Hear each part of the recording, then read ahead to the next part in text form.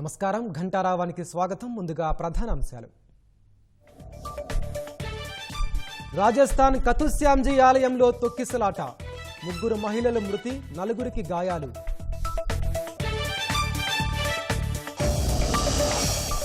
రాష్ట్రంలో ఘనంగా ఆజాదీ కా అమృత్ మహోత్సవ్, ధర్మవరంలో 270 అడుగుల జాతీయ జెండాతో ర్యాలీ.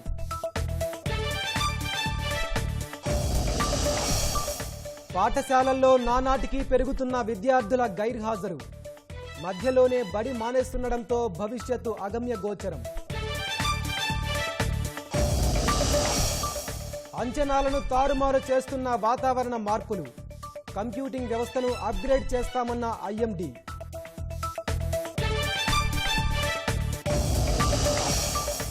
నాన్సీ పెలోసి తైవాన్ పర్యటనను జీర్ణించుకోలేకపోతున్న చైనా, వాయు సముద్ర జలాల్లో కొనసాగుతున్న సైనిక విన్యాసాలు.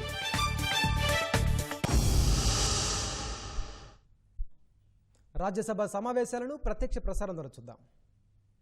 Respected Chairman, sir, with your permission, I rise to lay on the table of the House the papers listed against my name at serial number 5 in today's revised list of business.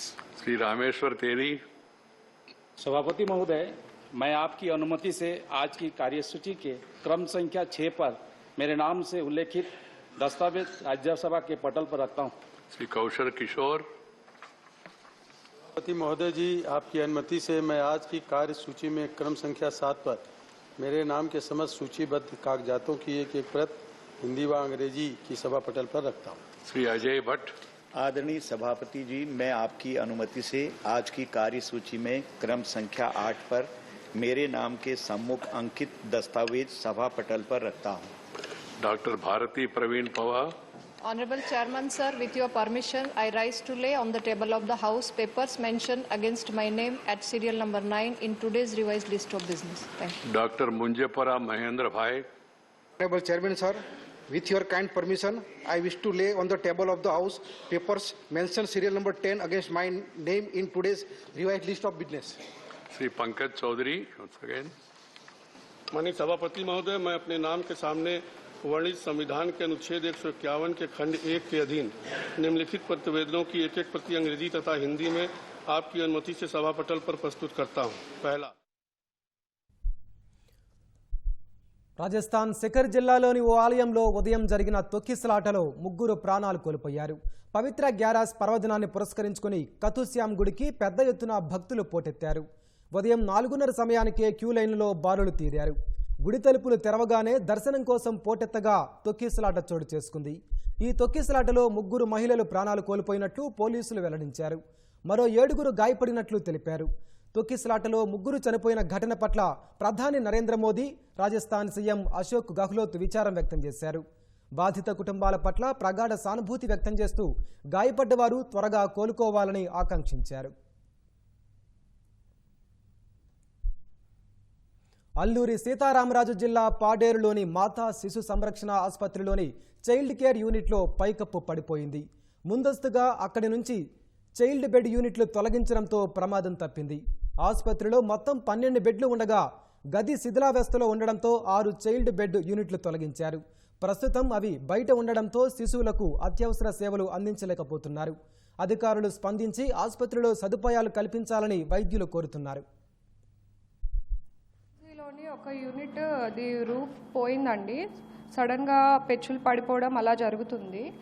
అందుకని ఇక్కడ బేబీస్ని ఉంచితే ప్రమాదం అని చెప్పి మేము shift చేసాము. ఈ విషయం గురించి మేము కలెక్టర్ గారికి, పిఓ గారికి కూడా చెప్పామండి. వాళ్ళు కూడా చూసారు, వచ్చి చెప్పారండి ఇదంతా మొత్తం రీకన్స్ట్రక్ట్ చేయాలి అని చెప్పి వెళ్ళారు. ఒకే రూమ్ యూజ్ చేయడం వల్ల కొంచెం ప్రాబ్లం అవుతుంది, అంటే ఓవర్ క్రౌడింగ్, కంజెస్టెడ్ అయిపోవడం అన్నీ జరుగుతున్నాయి. మామూలుగా అయితే మనకు సెన్సెస్ కూడా ఎక్కువ ఉంటుందండి, అడ్మిషన్స్ అన్నీ ఎక్కువ వస్తుంది. లాస్ట్ మంత్ కూడా మోర్ దెన్ 100 ఉన్నాయి. ఇది లేకపోవడం వల్ల మాకు ప్రాబ్లం అవుతుంది.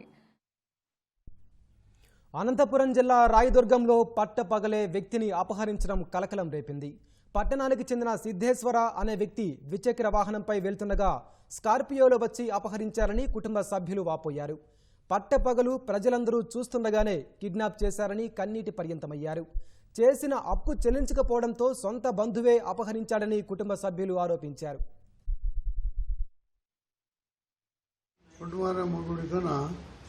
వెనక కారు వచ్చి తెల్ల కారు మోహన్ కిడ్నాప్ చేసుకుని పోయిన నా కొడుకు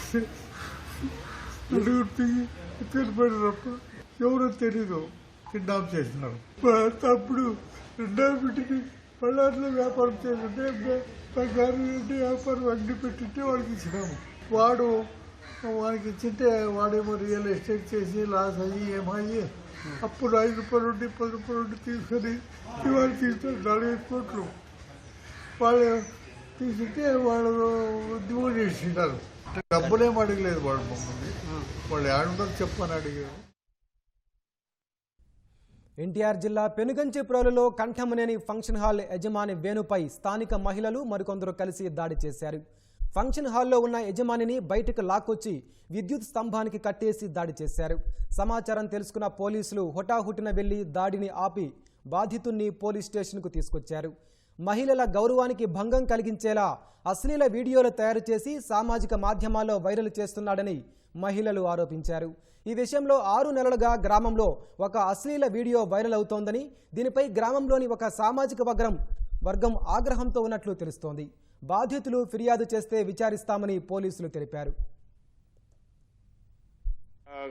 నూతలపాటి కనెక్షన్ హాల్ దగ్గర చిన్న కొట్లాట జరుగుతుందని తెలియడం ఫోన్ కాల్ రావడం జరిగింది. ఆ కాల్ పైన వెంటనే మా హెడ్ కానిస్టేబుల్ని ఏఎస్ఐ గారిని పంపడం జరిగింది. పంపిణీ జరిగిన తర్వాత అక్కడ ఒక ఘర్షణ జరుగుతుంటే అక్కడ అతన్ని ఇక్కడికి స్టేషన్కి తీసుకురావడం జరిగింది. దీనిపైన వాళ్ళు ఏదైనా కనుక రిపోర్ట్ కానీ ఏదైనా ఇస్తే కనుక ఫర్దర్ యాక్షన్ తీసుకోవడం జరుగుతుంది. నంద్యాలలో సురేంద్ర అనే పోలీస్ కానిస్టేబుల్ దారుణ హత్యకు గురయ్యారు. కొందరు దుండగులు ఆటోలో ఎత్తుకెళ్లి ఆయన్ను హతమార్చారు. నంద్యాల డీఎస్పీ కార్యాలయంలో కానిస్టేబుల్గా విధులు నిర్వర్తిస్తున్న 38 ఏళ్ల సురేంద్ర ఆదివారం రాత్రి విధులు ముగించుకుని ఇంటికి బయలుదేరారు. మార్గమధ్యలో పద్మావతి నగర్ సమీపాన దుండగులు కానిస్టేబుల్ను ఆటోలో ఎత్తుకెళ్లారు. చెరువుకట్ట వద్దకు తీసుకెళ్లి కత్తులతో పొడిచి దాడి చేశారు. అదే ఆటోలో సురేంద్రను నంద్యాల ప్రభుత్వాసుపత్రికి తరలించారు. అప్పటికే సురేంద్ర చనిపోయారు. కాగా ఆదివారం రాత్రి సురేంద్ర తిరుపతికి వెళ్లాల్సి ఉన్నట్లు తెలుస్తోంది. ఇంటికి వెళ్తూ ఛార్జర్ కొనడానికి మధ్యలో ఆగి ఓ దుకాణం వద్దకు వెళ్లారు. పక్క దుకాణంలో ఉన్న 6 దుండగులు కానిస్టేబుల్ సురేంద్రతో ఘర్షణ పడ్డారు.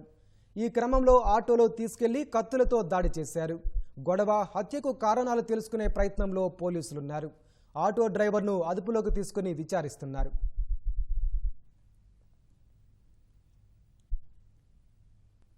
తన రాజీనామాను తెలంగాణ అసెంబ్లీ సభాపతి పోచారం శ్రీనివాసరెడ్డి ఆమోదించినట్లు మునుగోడు శాసనసభ్యుడు కోమటిరెడ్డి రాజగోపాల్ రెడ్డి వెల్లడించారు. అసెంబ్లీలో పోచారంను కలిసిన రాజగోపాల్ శాసనసభ్యత్వ రాజీనామా లేఖను అందజేయగా ఈ మేరకు స్పీకర్ ఆమోదించినట్లు తెలిపారు. కేసీఆర్ కుటుంబం అరాచక పాలనను అంతమొందించేందుకే తాను రాజీనామా చేస్తున్నానని, తెలంగాణ రాజకీయాలను మలుపు తిప్పేలా తన నియోజకవర్గ ప్రజల తీర్పు ఉంటుందని రాజగోపాల్ రెడ్డి ధీమా వ్యక్తం చేశారు. అంతకుముందు గన్ పార్కులో తెలంగాణ అమరవీరులకు ఆయన నివాళులర్పించారు. ప్రజా ప్రభుత్వాన్ని ఏర్పాటు చేయాల్సిన బాధ్యత ప్రజలపై ఉందన్న రాజగోపాల్ రేవంత్ రెడ్డి తనపై చేస్తున్న ఆరోపణలను తిప్పికొట్టారు. మునుగోడు ఉప ఎన్నిక అనే అస్త్రం నా రాజీనామా ద్వారా ఈ అరాచక పాలనకు వ్యతిరేకంగా తీర్పునిచ్చి 4 కోట్ల ప్రజలు కేసీఆర్ కుటుంబం చేతిలో చిక్కిన తెలంగాణ తల్లిని విముక్తి కల్పిస్తారని చెప్పి నేను నమ్ముతున్న బలంగా. ఎంతమంది నా మీద అపనిందలు వేసినా తెలంగాణ సమాజాన్ని మొత్తానికి కూడా ఒకటే మాట చెప్తున్నా, స్వార్థం ఉన్న వ్యక్తి, పదవుల కోసమో డబ్బు కోసం పనిచేసే వ్యక్తి ఉప ఎన్నికకు పోడు, ఉప ఎన్నిక కోరుకోడు. స్వార్థం కోసం పార్టీలు మారుతాడు, పదవుల కోసం పార్టీలు మారుతారు. కానీ నేను ఈ రోజు నా మునుగోడు ప్రజల్ని అడుగడుగునా నన్ను, నా మునుగోడు ప్రజల్ని అవమానిస్తున్న ప్రభుత్వానికి వ్యతిరేకంగా నా మునుగోడు ప్రజల మీద ఉన్న నమ్మకంతో, విశ్వాసంతో నేను రాజీనామా చేసి మునుగోడు ప్రజల తీర్పు కోరుతున్నా.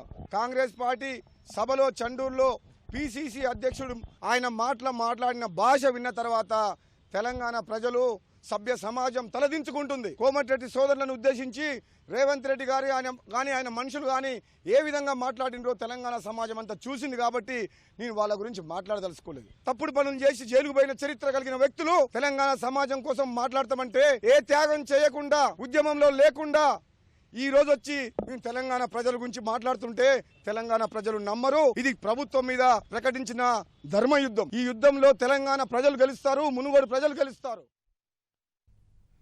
ఆజాదీ కా అమృత్ మహోత్సవాలో భాగంగా శ్రీ సత్యసాయి జిల్లా ధర్మవరంలో తిరంగా ర్యాలీ నిర్వహించారు. 270 అడుగుల పొడవైన జాతీయ జెండాతో పొట్టి శ్రీరాములు కూడలి నుంచి పట్టణంలోని ప్రధాన రహదారుల్లో ప్రదర్శన నిర్వహించారు.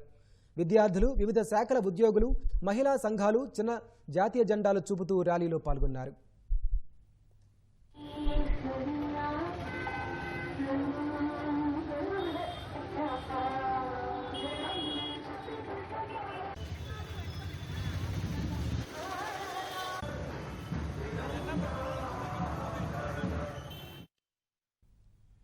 వాయువ్య బంగాళాఖాతంలో ఏర్పడిన అల్పపీడనం ఆదివారం పశ్చిమ మధ్య బంగాళాఖాతం, ఒడిశా, ఉత్తరాంధ్ర తీరాల్లో తీవ్ర అల్పపీడనంగా మారింది. సోమ, మంగళవారాల్లో ఇది మరింత బలపడి వాయుగుండంగా మారే అవకాశం ఉంది. అనంతరం పశ్చిమ వాయువ్య దిశగా ప్రయాణించి ఒడిశా, ఛత్తీస్గఢ్ మీదుగా తీరం దాటుతుందని అమరావతి వాతావరణ కేంద్రం అధికారులు తెలిపారు.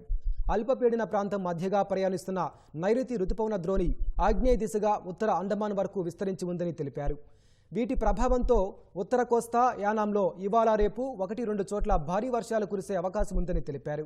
దక్షిణ కోస్తా, రాయలసీమ ప్రాంతాల్లో ఉరుములు, మెరుపులతో కూడిన వర్షాలు కురిసే అవకాశం ఉందని వెల్లడించారు. గంటకు 40 నుంచి 50 కిలోమీటర్ల వేగంతో ఈదురుగాలులు వీస్తాయని వాతావరణ శాఖ తెలిపింది. తీవ్ర అల్పపీడనం ప్రభావంతో రాష్ట్ర వ్యాప్తంగా విస్తారంగా వానలు కురిసే అవకాశం ఉందని అంచనా వేసింది. మత్స్యకారులు సముద్రంలో వేటకు వెళ్లొద్దని రాష్ట్ర విపత్తుల నిర్వహణ సంస్థ అధికారులు హెచ్చరించారు. జేఈఈ మెయిన్ 2వ సెషన్ ఫలితాల్లో తెలుగు విద్యార్థులు సత్తా చాటారు. పెనికలపాటి రవికిషోర్ జాతీయ స్థాయిలో 6వ ర్యాంకు సాధించాడు. మెండ హిమవంశీ 7వ ర్యాంకు, పల్లి జలజాక్షి 9వ ర్యాంకు సాధించారు. యశ్వంత్కు 13, పోలిశెట్టి కార్తీకేయకు 16వ ర్యాంకు, బిఎస్ఎన్ వెంకటాదిత్యకు 19, కె సుహాస్కు 22వ ర్యాంకు వచ్చింది.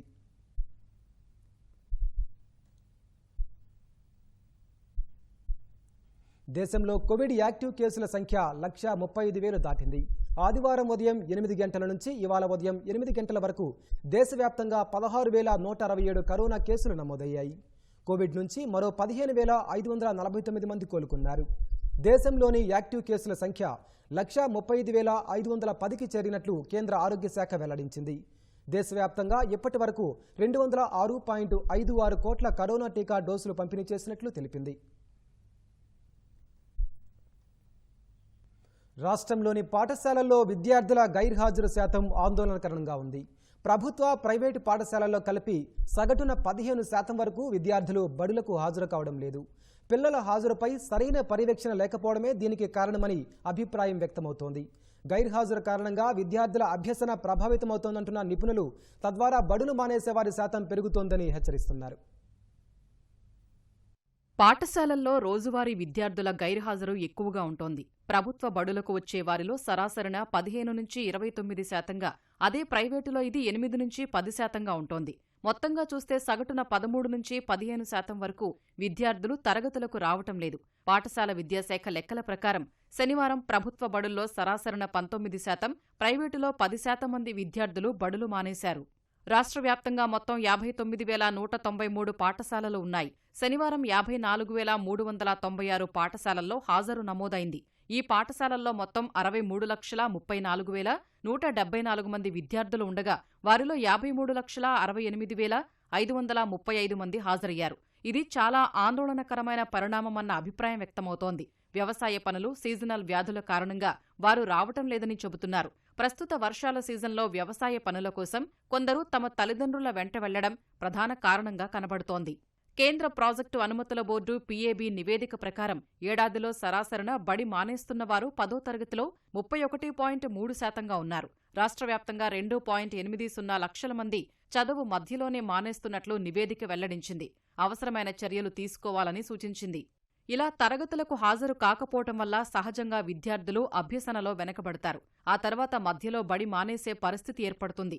వాస్తవానికి వారు బడికి రాకపోతే తల్లిదండ్రుల సెల్ఫోన్లకు సంక్షిప్త సందేశాలు పంపాలి. వరుసగా 2-3 రోజులు మానేస్తే వాలంటీరు ఆ విద్యార్థి ఇంటికి వెళ్లాలి. ఈ మేరకు విద్యాశాఖ సమీక్షలో సీఎం జగన్ ఆదేశించినా క్షేత్రస్థాయిలో ఇది అమలు కావడం లేదు. 20% కంటే ఎక్కువ మంది గైర్హాజరైతే ప్రధానోపాధ్యాయుడిని వివరణ అడుగుతున్నారు. రాజ్యసభ సమావేశాలను ప్రత్యక్ష ప్రసారం ద్వారా చూద్దాం. सांकेतिक महत्व है, साथ में देश के नए युग का एक प्रतीक भी है. आदरणीय सभापति महोदय, आप तो देश के एक ऐसे उपराष्ट्रपति हैं जिसने अपनी सभी भूमिकाओं में हमेशा युवाओं के लिए काम किया है। आपने सदन में भी हमेशा युवा सांसदों को आगे बढ़ाया, उन्हें प्रोत्साहन दिया। आप लगातार युवाओं के संवाद के लिए यूनिवर्सिटीज और इंस्टीट्यूशंस लगातार जाते रहे हैं। नई पीढ़ी के साथ आपका एक निरंतर कनेक्ट बना हुआ है और युवाओं को आपका मार्गदर्शन भी मिला है और युवा भी आपको मिलने के लिए हमेशा उत्सुक रहे हैं। इन सभी संस्थानों में आपकी लोकप्रियता भी बहुत रही है। मुझे बताया गया कि वाइस प्रेसिडेंट के रूप में आपने सदन के बाहर जो भाषण दिए उनमें करीब करीब 25% युवाओं के बीच में रहे हैं। ये भी अपने आप में एक बहुत बड़ी बात है। आदरणीय सभापति महोदय, व्यक्तिगत रूप से मेरा यह सौभाग्य रहा है कि मैंने बड़े निकट से आपको अलग अलग भूमिकाओं में देखा है। बहुत सारी आपकी भूमिका ऐसी भी रही जिसमें आपके साथ कंधे से कंधा मिलाकर कार्य करने का भी मुझे सौभाग्य मिला है। पार्टी कार्यकर्ता के रूप में आपकी वैचारिक प्रतिबद्धता रही हो, एक विधायक के रूप में आपका कामकाज हो, सांसद के रूप में सदन में आपकी सक्रियता हो, भारतीय जनता पार्टी के अध्यक्ष के रूप में आपका सांगठनिक कौशल्य और लीडरशिप की बात हो, कैबिनेट मंत्री के रूप में आपकी मेहनत, नवाचार का आपका प्रयास और उससे प्राप्त सफलताएं देश के लिए बहुत उपकारक रही है, या फिर उपराष्ट्रपति और सदन में के सभापति के रूप में आपकी गरिमा और आपकी निष्ठा। मैंने आपको अलग अलग जिम्मेदारियों में बड़े लगन से काम करते हुए देखा है। आपने कभी भी किसी भी काम को बोझ नहीं माना। आपने हर काम में नए प्राण फूंकने का प्रयास किया है। आपका जज्बा, आपकी ये लगन हम लोगों ने निरंतर देखी है। मैं इस सदन के जरिए प्रत्येक माननीय सांसद और देश के हर युवा से कहना चाहूंगा कि वो समाज, देश और लोकतंत्र के बारे में आपसे बहुत कुछ सीख सकते हैं।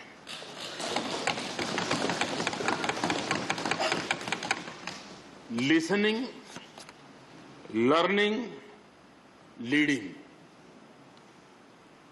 कनेक्टिंग, कम्युनिकेटिंग, चेंजिंग और रिफ्लेक्टिंग, रिकनेक्टिंग जैसी किताबें आपके बारे में बहुत कुछ बताती हैं। आपके ये अनुभव हमारे युवाओं को गाइड करेंगे और लोकतंत्र को मजबूत करेंगे। आदरणीय राष्ट्रपति महोदय, आपकी किताबों का जिक्र मैंने इसलिए किया क्योंकि उनके टाइटल में आपकी वो शब्द प्रतिभा झलकती है जिसके लिए आप जाने जाते हैं। आपके वन लाइनर्स वीक लाइनर्स होते हैं और विन लाइनर्स भी होते हैं।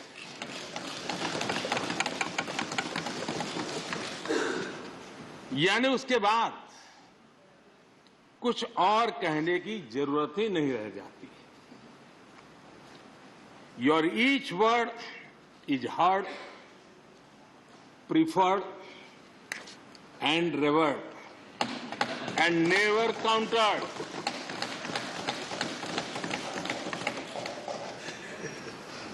कैसे कोई अपनी भाषा की ताकत के रूप में और सहजता से इस सामर्थ्य के लिए जाना जाए और उस कौशल से स्थितियों को दिशा मोड़ने का सामर्थ्य रखे, सचमुच में आपके इस सामर्थ्य को मैं बधाई देता हूं।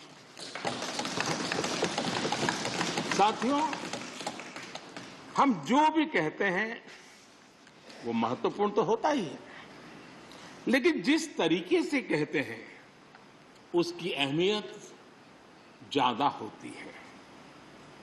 किसी भी संवाद की सफलता का पैमाना यही है कि उसका गहरा इंपैक्ट हो, लोग उसे याद रखें और जो भी कहें उसके बारे में लोग सोचने के लिए मजबूर हो।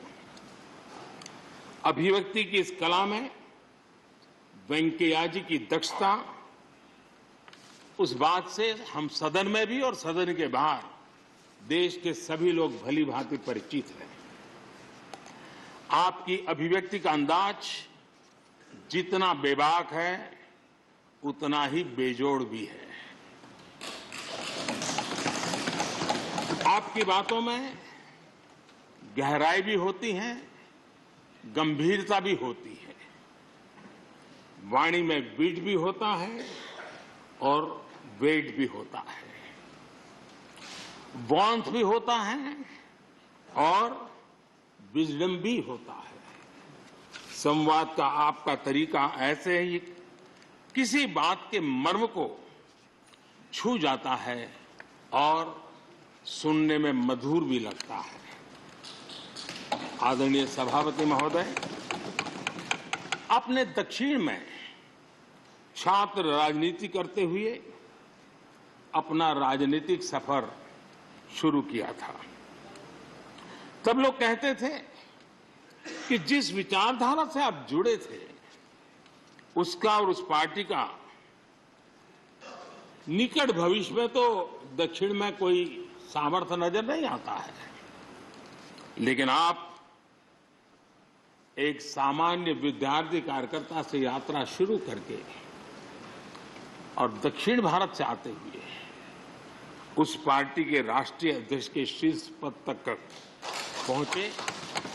ये आपकी एक अविरत विचार निष्ठा, कर्तव्य निष्ठा और कर्म के प्रति समर्पण भाव का प्रतीक है। अगर हमारे पास देश के लिए भावनाएं हो, बात कहने की कला हो, भाषाई विविधता में आस्था हो, तो भाषा क्षेत्र हमारे लिए कभी भी दीवार नहीं बनती है। ये आपने सिद्ध किया है। आदरणीय सभापति महोदय, आपकी कही एक बात बहुत लोगों को याद होगी, मुझे तो विशेष रूप से याद है। मैंने हमेशा सुना है आप मातृभाषा को लेकर के बहुत ही टची रहे हैं, बड़े आग्रही रहे हैं, लेकिन उस बात को कहने का आपका अंदाज भी बड़ा खूबसूरत है। जब आप कहते हैं कि मातृभाषा आंखों की रोशनी की तरह होती है, मातृभाषा आंखों की रोशनी की तरह होती है, और आप आगे कहते हैं और दूसरी भाषा चश्मे की तरह होती है। ऐसी भावना हृदय की गहराई से ही बाहर आती है। वेंकैया जी की मौजूदगी में सदन की कार्रवाई के दौरान हर भारतीय भाषा को विशिष्ट अहमियत दी गई है।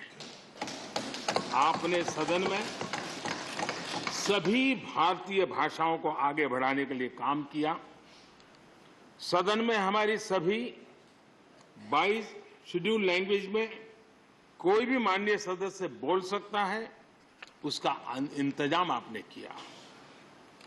आपकी ये प्रतिभा, आपकी निष्ठा आगे भी सदन के लिए एक गाइड के रूप में हमेशा हमेशा काम करेगी। कैसे संसदीय और शिष्ट तरीके से भाषा की मर्यादा में कोई भी अपनी बात प्रभावी ढंग से कह सकता है, इसके लिए आप प्रेरणापुंज बने रहेंगे। आदरणीय सभापति महोदय, आपकी नेतृत्व क्षमता, आपके अनुशासन ने इस सदन की प्रतिबद्धता और प्रोडक्टिविटी को नई ऊंचाई दी है। आपके कार्यकाल के वर्षों में राज्यसभा की प्रोडक्टिविटी 70% बढ़ी है। सदन में सदस्यों की उपस्थिति बढ़ी है। इस दौरान करीब करीब 177 बिल पास हुए या उन पर चर्चा हुई, जो अपने आप में कीर्तिमान है। आपके मार्गदर्शन में ऐसे कितने ही कानून बने हैं जो आधुनिक भारत की संकल्पना को साकार कर रहे हैं।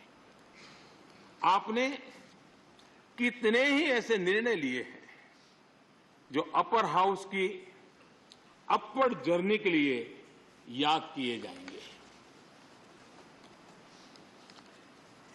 सचिवालय के काम में और अधिक एफिशिएंसी लाने के लिए भी आपने एक समिति का भी गठन किया।